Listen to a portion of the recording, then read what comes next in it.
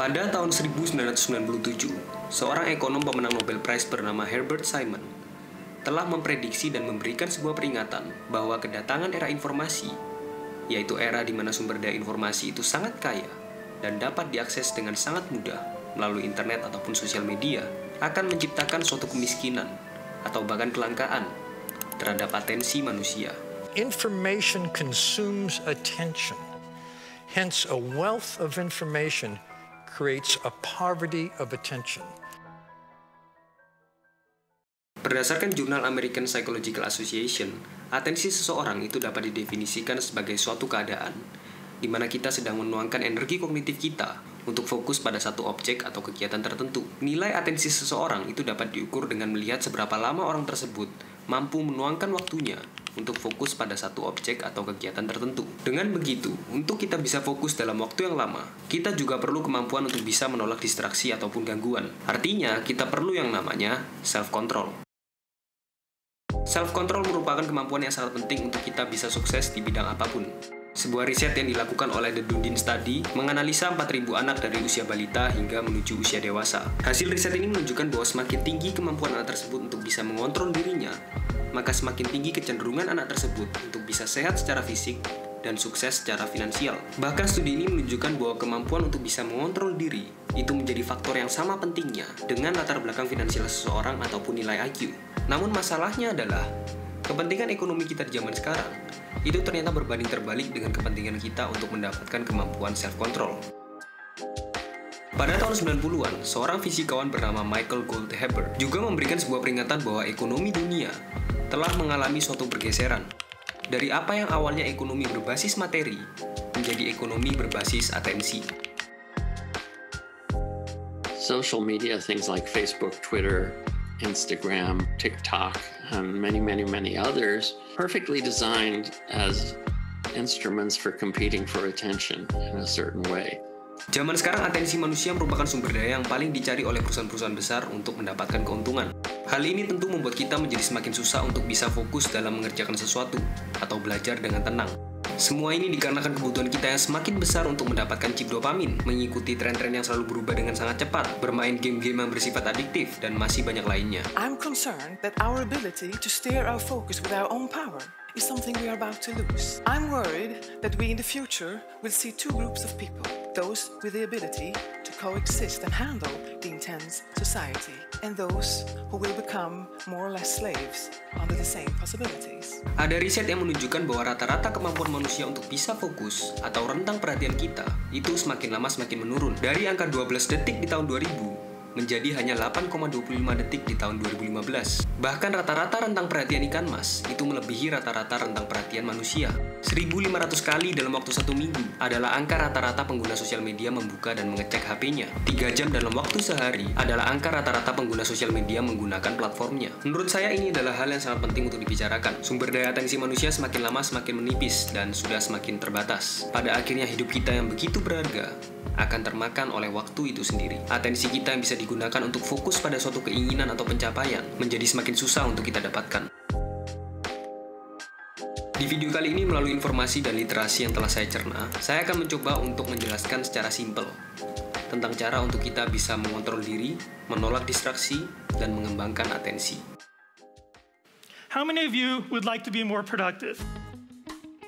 It turns out that when we two work in front of a computer, especially when our phone is nearby, we focus on one thing for just 40 seconds before we switch to doing something else. Turn away from your screen, ignore your phone, and pay full attention to the person in front of you. And so we not only crave distraction, but our mind rewards us for seeking out and finding distraction in the first place. It's all about the thoughts I think and why I think them. This is what focus is about. Don't question me, just fall in line. Ketika kita ingin fokus dalam mengerjakan suatu proyek atau pekerjaan tertentu, seringkali kita hanya mengandalkan pikiran logika kita saja. Sama seperti robot ataupun mesin, yang mengerjakan sesuatu hanya berdasarkan perhitungan dan angka. Namun riset terbaru dalam ilmu neuropsychology menunjukkan bahwa emosi merupakan peran terpenting dalam menggerakkan aksi ataupun tindakan kita. Maka yang kita perlukan untuk bisa fokus dalam mengerjakan sesuatu, itu bukan hanya dengan mengandalkan pikiran logika kita saja, tapi kita juga harus pintar dalam memanipulasi emosi kita sendiri. Daniel Goleman menjelaskan adanya relasi antara emosi dan performa fokus seseorang dengan membuat sebuah model skematik.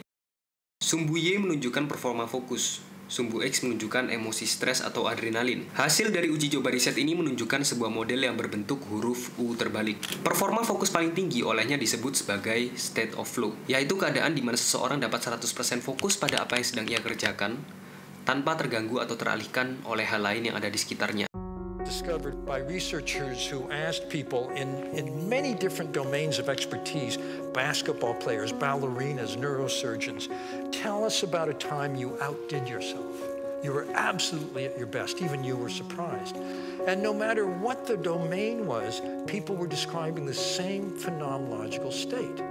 And one of the characteristics of the state is that attention is utterly absorbed. And very tellingly, it's a state that feels good. Dan kondisi state of flow ini hanya bisa kita dapatkan ketika kita berada di titik tengah antara emosi stres yang tidak terlalu rendah dan terlalu tinggi. Ketika kita berada dalam kondisi emosi stres yang terlalu rendah, atau disebut sebagai state of disengage, maka artinya adalah kita sedang kekurangan motivasi. Mungkin karena pekerjaan yang Anda rasa terlalu membosankan atau pekerjaan yang Anda rasa tidak memiliki arti atau makna yang mendalam.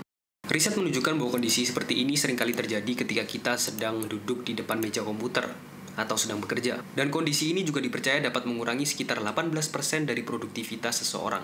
Ketika kita berada dalam kondisi seperti ini, maka kita akan dengan mudah terganggu dan tergoda oleh distraksi yang seringkali menghambat pekerjaan kita. Kondisi ini juga bisa dibilang sebagai kondisi di mana kita sedang tidak terhubung oleh diri kita sendiri. Oleh karena itu kita perlu untuk kembali terhubung dengan diri kita sendiri dengan mencari tujuan dan alasan yang kuat tentang mengapa kita mau melakukan pekerjaan itu dari awal. Apakah karena ada tujuan yang jelas atau tidak jelas? Tertulis dalam buku-buku terkenal seperti Start With Why, 7 Habits of Highly Effective People, 12 Rules of Life, Ikigai, semua sama-sama setuju dan menjelaskan bahwa purpose atau tujuan kita memilih suatu pekerjaan adalah hal yang sangat penting untuk kelangsungan hidup kita. Apakah sesuatu yang sedang Anda kerjakan sudah memiliki tujuan yang jelas atau belum jelas? Jika Anda belum memiliki tujuan yang jelas, maka kemungkinannya adalah Anda sedang berada di tempat yang salah atau Anda masih belum mencari alasan dan tujuan yang kuat tentang mengapa Anda mau melakukan pekerjaan itu dari awal. Namun jika Anda sudah memiliki tujuan yang jelas, maka kembali ingatkan ke diri Anda tentang tujuan tersebut. Semakin tujuan Anda memiliki alasan yang berarti dan mendalam, semakin mudah untuk Anda bisa memanipulasi emosi Anda, menolak distraksi, dan menuju state of flow. Inilah mengapa saya selalu percaya dengan statementnya Steve Jobs yang berkata, "The only way to do great work is to love what you do." Kita tidak akan pernah bisa mengerjakan sesuatu secara maksimal jika kita tidak memiliki ikatan emosional dengan pekerjaan tersebut. Karena emosilah yang berperan penting dalam menggerakkan aksi atau tindakan kita, bukan pikiran logika.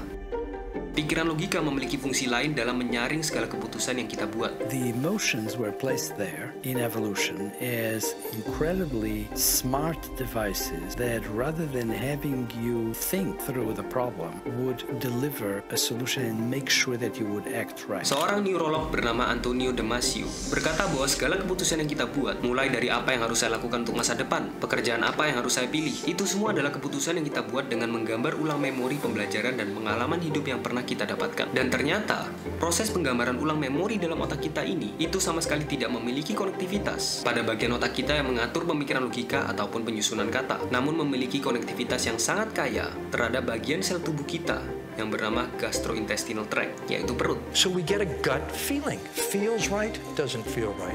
Damasio calls them somatic markers.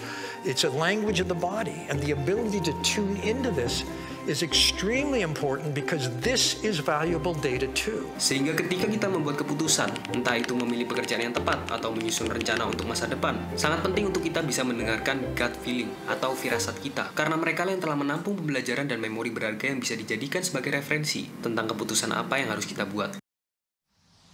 Ketika George Lucas memutuskan untuk membuat film Star Wars, secara logika ini merupakan hal yang sangat tidak masuk akal untuk dilakukan, di mana ia memutuskan untuk mengelola seluruh kegiatan produksi filmnya, mulai dari pencarian dana hingga pembuatan film, tanpa ada campur tangan dari pihak studio yang telah mengelola seluruh kegiatan produksi di film-film Lucas sebelumnya. Alasan Lucas melakukannya adalah karena ia tidak suka dengan cara studio tersebut mengelola filmnya. Ini merupakan hal yang sangat gila dan tidak masuk akal jika dipikir secara logika, karena ia harus mempertaruhkan seluruh uang dan karirnya untuk bisa membuat film tersebut. Namun ia tetap mendengarkan dan percaya terhadap gut feeling atau firasatnya yang mengatakan bahwa ia harus membuat film ini. Ikatan emosional ini memicu suatu motivasi yang sangat besar dan menjadi bahan bakar yang sangat efektif bagi Lucas untuk mengerjakan film tersebut. Dari situ terciptalah film Star Wars yang telah sukses dan berhasil dalam industri perfilman.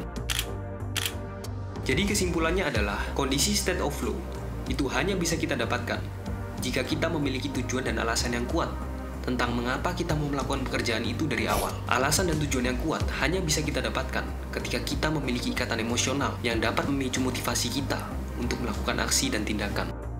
Emosilah yang menggerakkan kemauan kita untuk mau belajar dan mengerjakan sesuatu. Tanpanya pekerjaan yang kita lakukan hanya akan terasa sangat hampa dan tidak ada artinya. It is emotion that allows you to mark things as good, bad, or indifferent, literally in the flesh. When you are making decisions any day of your life, you do not only remember what the factual result is, but also what the emotional result is.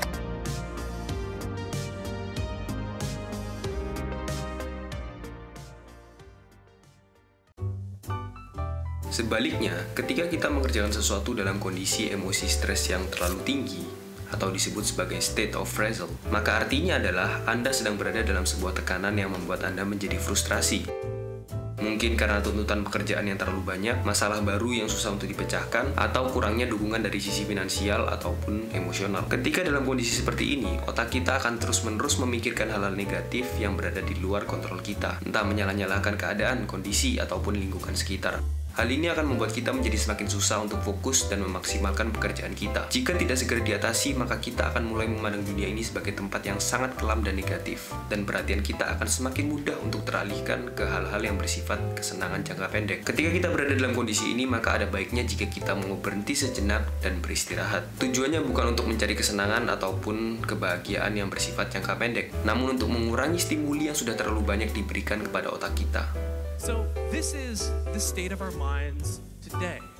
We're at this hyper-stimulated state where we bounce around between these bunch of different objects of attention that are very, very stimulating for our mind. Masih menurut Daniel Goleman, atensi pikiran kita itu dapat dibagi menjadi dua. Pertama adalah selective attention, yaitu atensi yang memang ditujukan untuk fokus pada satu objek tertentu. Kedua ada yang namanya open awareness, yaitu kondisi di mana otak kita tidak hanya fokus pada satu objek tertentu, tapi kita dapat secara sadar mengobservasi segala hal yang ada di sekitar kita. Selective focus adalah kondisi yang sangat dibutuhkan ketika kita sedang mengerjakan suatu pekerjaan. Selective focus inilah yang akan membawa kita menuju state of flow. Namun kondisi ini hanya bisa kita dapatkan ketika kita hanya fokus ke satu objek tertentu, karena otak kita hanya memiliki kapasitas untuk fokus pada satu objek saja untuk mencapai hasil yang maksimal. Sebaliknya, open awareness adalah kondisi yang sangat dibutuhkan ketika kita sedang beristirahat. Chris Bailey, seorang penulis yang telah melakukan penelitian terhadap hal ini, menyebut kondisi open awareness ini dengan nama scatter focus, di mana ia mendefinisikannya sebagai sebuah kondisi di mana otak kita sedang memikirkan hal-hal random tanpa adanya fokus yang dikontrol oleh kemauan kita sendiri. Dan kondisi ini ternyata sangat efektif dalam membantu kita memecahkan masalah, membuat ide brilian, dan mendorong kreativitas kita. Karena saat kita sedang dalam kondisi ini, otak kita akan mencoba untuk membuat sebuah konektivitas yang dilakukan secara acak melalui berbagai sudut pandang dan perspektif yang berbeda mengenai hal-hal yang sedang kita pikirkan. Hal ini akan memicu otak kita untuk mengeluarkan sebuah solusi atau ide kreatif dari pemikiran random yang out of the box. Dan kondisi ini ternyata hanya bisa kita dapatkan ketika kita sedang melakukan aktivitas simpel dan mudah yang tidak memerlukan pemikiran kompleks, seperti mandi misalnya, memasak, melipat baju, menyapu, atau bermain Lego. Hal ini juga telah dibuktikan oleh sebuah eksperimen yang diikuti oleh 145 orang. Semua peserta diminta untuk bisa menyelesaikan sebuah tes yang dapat mengukur tingkat kreativitas mereka. Peserta kemudian dibagi menjadi 4 grup. Grup yang pertama tidak diberi waktu untuk beristirahat. Grup kedua diminta untuk beristirahat dengan tidak boleh melakukan apa-apa selama 12 menit di sela-sela waktu tes. Grup ketiga diminta untuk mengerjakan tes lain yang simpel dan mudah selama 12 menit di sela-sela waktu tes. Grup keempat diminta untuk mengerjakan tes lain yang kompleks dan susah selama 12 menit di sela-sela waktu tes. Hasilnya adalah grup ketiga yang di sela-sela waktu tes diminta untuk mengerjakan tes lain yang simpel dan mudah berhasil mendapatkan tingkat kreativitas yang paling tinggi dibandingkan grup-grup lainnya. Sedangkan grup yang tidak diberikan waktu untuk beristirahat berada di tingkat paling terakhir. Hasil eksperimen ini menunjukkan bahwa jika Anda ingin memaksimalkan pekerjaan Anda, atau jika Anda ingin menyelesaikan masalah kompleks yang membutuhkan pemikiran kreatif, maka ada baiknya jika kita mau meluangkan waktu untuk berhenti dan beristirahat dengan mencari kegiatan simpel yang dapat mengalihkan keadaan fokus kita dari selektif fokus menjadi scatter fokus. Kegiatan-kegiatan sederhana tapi membosankan seperti memasak, melipat baju, berjalan di taman, bermain Lego, secara saintifik dapat memicu otak kita untuk melakukan scatter fokus dan mengeluarkan solusi kreatif dari pemikiran random yang out of the box. Namun tantangannya untuk kita yang hidup di zaman sekarang adalah kebutuhan kita yang semakin tinggi dan tidak masuk akal akan keinginan kita untuk mendapatkan kesenangan jangka pendek melalui HP ataupun sosial media. Chris Bailey berkata bahwa sosial media dapat memaksa otak kita untuk menampung begitu banyak informasi yang terkadang tidak relevan, yang membuat otak kita menjadi overstimulate dan menghambat otak kita untuk melakukan aktivitas scatter fokus. Oleh karena itu kita harus mencoba untuk memberdayakan rasa bosan sebagai hal yang penting untuk mengistirahatkan otak kita. This feeling that we experience when we go from being in a state of high stimulation into a state of low stimulation, it has a name. That name is called boredom. Oke, cukup konten kali ini. Nama saya Kevin Tanjaya. Thank you for watching.